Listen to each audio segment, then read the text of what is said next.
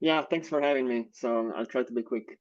Well, let's start from Intertwin. So Intertwin is a European project. So it's a very large collaboration. There's up to 29 participants from all over Europe, and the goal is to develop the prototype of an interdisciplinary digital twin engine for science, utilizing open source and open source tools and open standards, of course. And the goal is to support a wide variety of diverse scientific use cases, so that we don't, let's say, overfit to some specific community, but what we develop can be reused by different communities, and let's say we try to be as general as possible. Okay. So in this project, which, as I said, is a pretty large project, uh, at CERN, we are responsible mainly for the development of i2AI, which is a Python library, and you can imagine it as a toolkit that help scientists and researchers like you to scale their machine learning models to HPC resources. So in Europe, we have many supercomputers that are under the Euro HPC joint undertaking.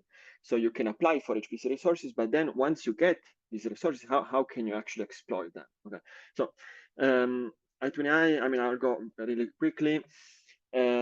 Provides some, of course, in orange, we can see some interfaces with the users, so some like could be Jupyter servers or command line interface. In the red boxes, we can see that we can, I mean, it provides two functional features, let's say, to run distributed machine learning and hyperparameter optimization on HPC, supporting PyTorch and TensorFlow, but I would say mainly PyTorch.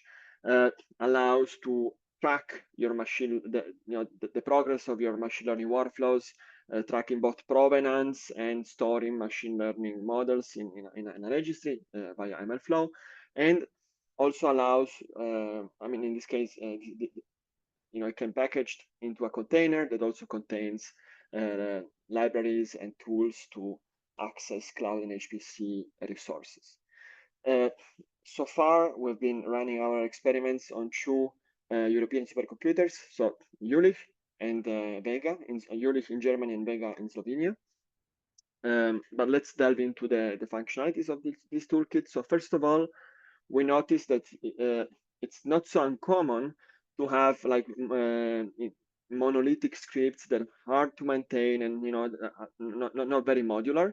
So the first feature I'd like to show you that we have been developing is the possibility to break your workflow into modular components that you can replace, that you can reuse, and you can also distribute with the community. So let's say on the top left, we can see how we can change a data load, I'd say like, yeah, a data loader by keeping all the existing workflow, and on the other example here, how we can change actually the training and inference algorithm, keeping all the loading and preprocessing as it was.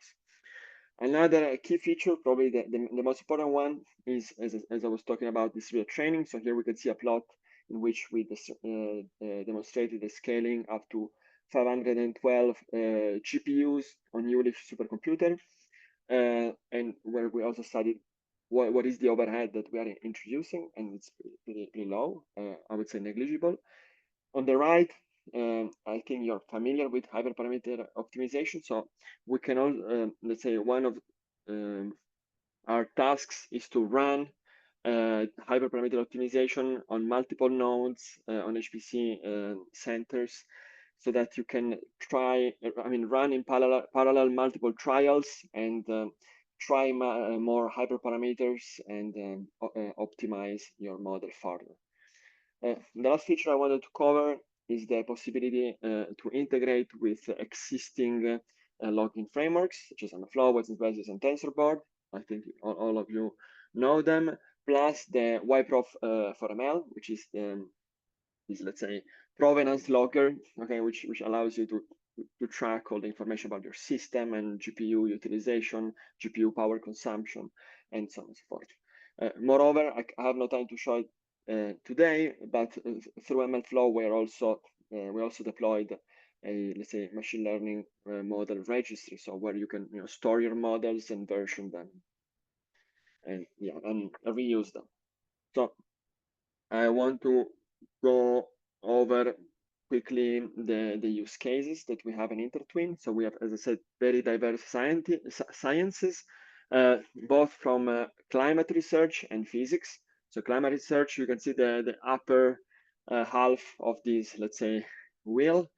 Okay, so like storm prediction, early flood warnings. So all let's say, sciences that study the effects of climate change. Whereas in the lower half, we can see the physics use case. So radio astronomy, lattice QCD, gravitational waves, and high energy physics. So I wanted to give you some examples of some use cases and how they've been integrated using A2AI. So here we have, for instance, the digital twin for a particle detector at CERN. And the idea is to use a generative model to model the detector response to particles, so to incoming particles.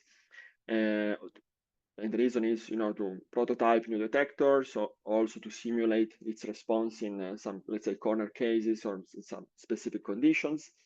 And in this case, for instance, we integrated the loggers and we sort of transformed the workflow in a bit more modular way using, let's say, our pipelines, let's say.